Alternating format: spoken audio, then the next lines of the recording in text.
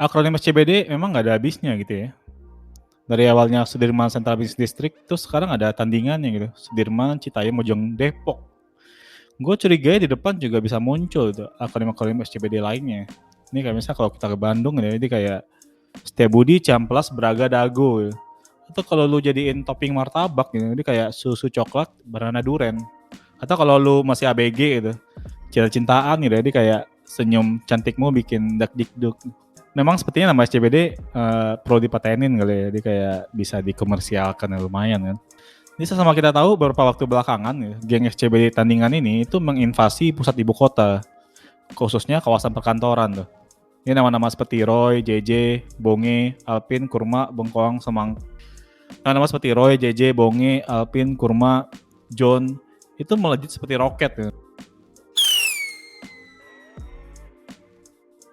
Bahkan si Roy nih, ini dengan yakin dan percaya diri gitu, dia menolak beasiswa dari Pak Menteri Sandiaga Uno. Sampai yang terasik nih menurut gue, mereka sukses tuh mengadakan Citayam Fashion Weeks di kawasan Sudirman. Sebenarnya melihat fenomena ini, gue teringat gitu tentang buku Tipping Point ya, karangannya Malcolm Gladwell. Nggak terlalu persis sama, tapi karena channel ini adalah channel bisnis, kita akan lihat bagaimana sebuah viral effect ini bisa terjadi gitu. Ini sebagai bagian pembelajaran kita dalam subtopik marketing. Bagaimana kehidupan kelompok itu fashion dan gaya hidup dan ekonomi bisnis itu bisa saling berhubungan gitu. Jadi menurut Om Malcolm gitu ya, tipping point itu terjadi ketika adanya magic moment gitu, di mana ide, tren dan perilaku sosial gitu, itu beririsan atau cross each other gitu. Sehingga menghasilkan fenomena efek viral yang seperti kebakaran. Ya. Jadi kebetulan di buku itu diangkat cerita itu Hush Puppies ya. Jadi diceritain gimana Hush Puppies yang awalnya hampir bangkrut cuma bisa ngejual 30.000 pieces per tahun ya. Karena adanya fenomena tipping point di satu waktu tertentu gitu. Itu penjualannya si Hush Puppies itu bisa naik 4-10 kali lipat dalam waktu beberapa bulan saja gitu. Jadi kalau di Amerika itu Hush Puppies itu nggak dianggap cool waktu itu, jadi nggak dianggap sepatu yang keren lah waktu itu. Terus pertanyaan menjadi kok bisa jadi tiba-tiba viral gitu. Jadi awal ceritanya itu ada beberapa anak muda yang pakai sepatu itu sebagai bentuk iseng gitu. Jadi kayak dia tuh rebel aja gitu, dia pengen beda doang gitu. Kan awalnya Hush Puppies itu dicap nggak keren tuh. Nah si anak-anak muda ini dia sok ngide pakai tuh sepatu gitu, biar beda aja gitu sama teman-temannya gitu, biar eksis lah gitu. Di luar dugaan orang-orang yang ngelihat tuh jadi tertarik gitu, jadi malah make juga gitu, ngikutin tren tersebut gitu. Konsekuensinya ya penjualan Hush Puppies tiba-tiba juga meledak di waktu itu gitu. Hush Puppies yang awalnya cuma dijual di toko-toko pinggiran gitu, tiba-tiba dalam waktu 2 tahun doang itu bisa langsung eksis di mall gara-gara berapa bocah-bocah iseng yang pengen tampil beda doang gitu. Mungkin beberapa waktu ke depan gitu, kita juga akan melihat ada brand yang sekarang kita nggak tahu gitu, atau mungkin kita anggap nggak keren saat ini gitu, tiba-tiba meledak ya setelah CFW gitu kan. Kita nggak tahu ya. Terus menurut Paul Malcolm, ada 3 syarat yang menyebabkan tipping point ini bisa terjadi gitu. Pertama itu adalah the law of the few gitu. Jadi kayak pengaruh orang-orang tertentu yang sedikit jumlahnya, cuma dia sangat menjadi pembeda gitu. Jadi kayak misalnya kayak JJ teman-temannya dan influencer TikTok yang wawancarain mereka tuh, itu menurut gue orang-orang yang awalnya berjasa menghasilkan fenomena ini gitu. Terus disambut langsung direspon oleh menteri gitu dan pemerintah kota. Menurut gue dalam hal ini pemerintah juga membantu memperluas atau menyebarkan fenomena ini gitu ya. Terus yang kedua adalah stickiness gitu. Jadi kemampuannya adalah membuat orang untuk terlibat dalam fenomena ini gitu. Jadi kalau kita lihat sebenarnya itu keunikan yang terjadi dalam geng SCBD ini menurut gue itu tuh nggak yang one time doang gitu. Dia tuh membuat sebuah keunikan itu berlanjut konsisten gitu dalam waktu dekat, cuma sebuah keunikan yang benar-benar mind blowing gitu. Dia kayak dari fashion yang unik gitu, atau kata-kata yang dipakai saat wawancara itu kayak selebeo gitu, atau kayak interviewnya pacaran yang jawabannya menurut gue tuh aneh-aneh. Lalu kalau lu lihat interviewnya jawabannya ini aneh-aneh gitu. Terus terakhir itu disambut dengan Citayam Fashion Week sih. Gue juga nggak tahu abis ini apa lagi gitu yang bisa mereka hasilkan gitu, sehingga membuat kelekatan terhadap kita yang menikmatinya gitu. Jadi memang nggak kelar-kelar gitu keajaiban yang dihasilkan dari sekelompok anak muda SCBD ini gitu ya. Terus yang ketiga masih menurut Om Malcolm itu adalah konteks, biasanya sering terkait dengan timing gitu. Jadi orang habis corona pengen jalan-jalan tapi yang murah. Di sisi lain gitu, pemerintah juga ingin gitu menggerakkan ekonomi yang lama tertidur gitu karena corona gitu, atau karena perang lanjut, atau banyaknya resesi di banyak negara.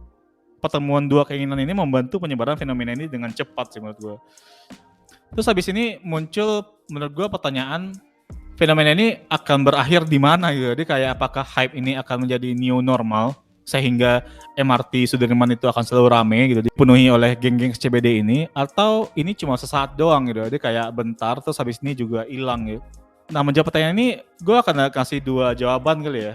Yang pertama dari sisi mereka yang kumpul, terus yang kedua dari sisi pemerintah gitu. Jadi kita bahas dulu dari sisi mereka yang kumpul ya.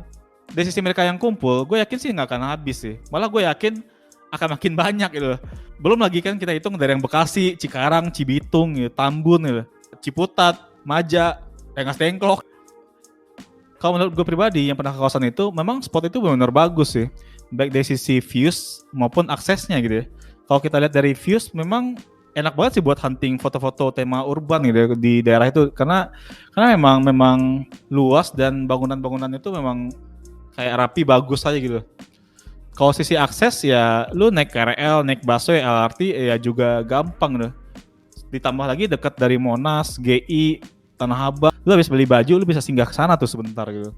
Karena pada dasarnya gitu, menurut gue perilaku anak-anak remaja kan selalu mencari spot ngumpul. Kalau zaman gue dulu tahun-tahun berapa ya? Tahun-tahun 2013 tuh ya. Mungkin teman tahu juga kali ya. Jadi kayak ada tempat asik itu di Tebet gitu. Jadi kalau kita tuh nyari kayak semacam distro gitu, jadi kayak nyari baju-baju bagus atau baju-baju kekinian, kita tuh pergi ke Tebet gitu. Ya gue juga nggak tahu apakah Sudirman ini akan menjadi kayak gitu, cuma pada dasarnya menurut gue anak-anak remaja itu akan selalu mencari spot ngumpul gitu, yang murah. Kalau sekarang mungkin TikTokable kali, kalau dulu kan nggak ada gitu. Dulu masing-masing Instagram itu pun masih awal-awal. Jadi kalau yang murah, kalau ada spot murah, TikTokable, gampang diakses, ya sulit untuk melihat bahwa itu nggak akan rame gitu. Itu sih, atau tempat itu nggak akan dijadikan satu destinasi bagi anak-anak muda ini gitu. Artinya di sisi mereka yang kumpul, menurut gue sih gue nggak bisa melihat bahwa mereka akan berkurang gitu. Terus yang kedua kita lihat di sisi pemerintah gitu. Adapun satu-satunya pihak yang menurut gue sangat krusial pengaruhnya dalam tren ini itu adalah pemerintah DKI kali ya, dan kementerian ya. Dalam konteks ini mungkin kementerian yang dekat gitu ya, itu Kementerian Ekonomi Kreatif dan Pariwisata mungkin ya. Jadi pemerintah tuh punya power gitu untuk bisa bikin tempat ini tuh jadi lebih baik atau jadi lebih nyaman bagi mereka buat ngumpul, atau sebaliknya nih bikin ruang mereka terbatas gitu. Sesimpel kayak bikin aturan nggak boleh berkerumun ya, atau nggak boleh duduk-duduk di tangga gitu, atau hal semacam itulah. Memang banyak pro dan kontra gitu. Ya barang-barang baru selalu akan ada pro dan kontranya gitu. Ada yang biarin dan mensupport gitu. Terus ada juga yang nggak setuju gitu dengan berbagai alasannya mereka lah. Dan terutama nih yang bikin gue kesel tuh alasan yang bilang mereka tuh mengusik mata gitu. Hei kalian yang pengen ini di stop gitu karena merusak mata gitu ya. Gitu. Opini macam ini mending lu simpen dalam otak lu aja gitu. Sebelum menilai suatu hal itu merusak penglihatan lu atau enggak, ada baiknya otak lu dipastiin ada isinya dulu gitu. Kali aja otak lu nggak ada isinya gitu. Kalau pendapat gue pribadi, fenomena ini seharusnya bisa disikapi lebih bijak gitu, terutama oleh pemerintah. Di sini kita bisa melihat bahwa jelas ada kebutuhan ruang publik gitu bagi mereka untuk berkreasi dan berinovasi. Mungkin dari fashion gitu, kita bisa menghasilkan next Harajuku gitu, Jepang, atau kayak Hongdae di Korea gitu, atau street music macam-macam di New Orleans gitu. Dan street art di tengah kota macam New York, Berlin, Meksiko, Paris, Lisbon gitu. Jadi gimana ya, gue mungkin karena sering nonton YouTube musik street music gitu kali ya. Jadi kayak gue pengen gitu bisa bayangin gitu. Posisi lokal itu nyanyi di ruang terbuka gitu. Terus ada pelukis juga, terus ada komunitas dance juga, komunitas fashion gitu. Fotografi dan videografi gitu. Terus kayak ngumpul di satu space tertentu gitu, dan kita bisa menikmati mereka gitu. Jadi kayak menurut gue asik aja gitu. Jadi kayak misalnya nih orang-orang habis pulang kerja gitu, yang udah capek, suntuk gitu, dimarahin bos gitu. Tiba-tiba keluar pergi ke duku atas gitu, tiba-tiba mereka bisa nontonin musik gitu. Melihat kerumunan positif yang tentunya membuat kita tuh happy juga ngelihatnya gitu. Di situ pun kita bisa teringat bahwa kita tuh makhluk sosial gitu. Sama 3 tahun kan kita terpenjara gitu. Jadi kita bisa ingat kembali kalau sebenarnya kita tuh juga makhluk sosial yang butuh sosialisasi gitu.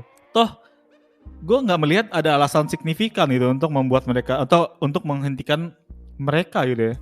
Dari kalau teman-teman lihat pun komunitas ini nggak ada satupun dari mereka yang mengeluarkan emisi karbon gitu, kecuali napas mereka.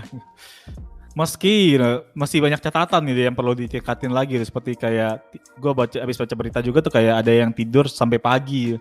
Pada dasarnya gitu pemerintah seperti ini memang akan meningkatkan ekonomi gitu atau meningkatkan aktivitas dari nilai budaya dari negara ini gitu. Kalau kita nggak ngomongin negara mungkin satu area tertentu lah ya gitu. Jadi gue berharap ada kebijakan yang terencana gitu dan suportif sehingga membuat mereka tuh bisa menghasilkan lebih banyak impact positif gitu dibanding impact negatif gitu. Gue pribadi sih sebenarnya happy banget ngeliat ini gitu ya, berharap ini hanya permulaan dari pengembangan ekonomi kreatif yang lebih besarnya gitu. Gue berharap banget sih Pak Sandi bisa mengambil fenomena ini sebagai momen gitu, sehingga ekonomi kita tuh bisa dibangun dari bawah gitu, dari kekuatan kreator dan komunitas gitu. Tentu saja dengan azas gotong royong, kebersamaan, dan tetap berpegang pada nilai-nilai budaya Indonesia gitu. Ya karena kita Indonesia gitu, nggak perlu ke barat-baratan. See you in the next video. Subscribe.